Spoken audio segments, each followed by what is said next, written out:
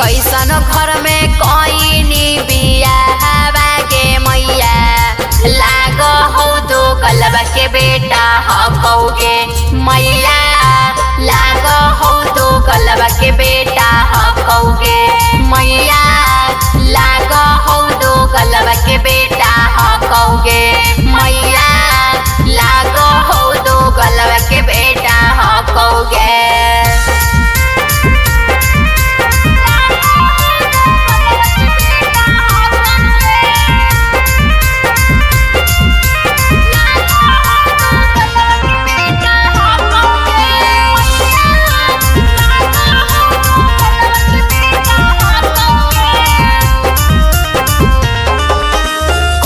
घर हकौ कैसन खाना दानामा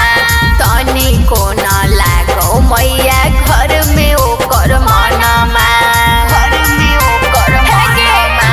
कैसन घर ओकर कैसन खाना दानामा तनिको नै लागौ मैया घर में ओकर मनमा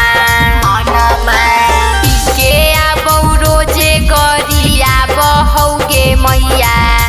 लाग हौ तो गलबा के बेटा हकौगे मैया लाग हौ तो गलबा के बेटा हकौगे मैया लाग हौ तो गलबा के बेटा हकौगे। कैसन घर में कईनी बियाहवा गे मैया लाग हौ तो गलबा के बेटा हकौगे मैया लाग हौ तो गलबा के बेटा हकौगे मैया लाग हौ तो गलबा के बेटा हकौगे।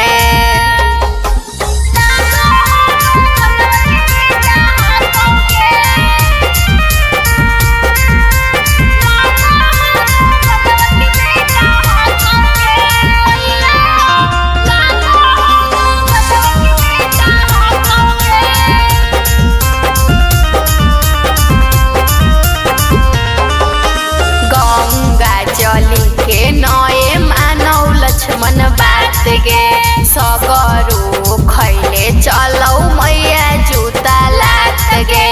मैया जूता मैया गंगा जली के नए मानौ लक्ष्मण बात गे सगरो खैले चलौ मैया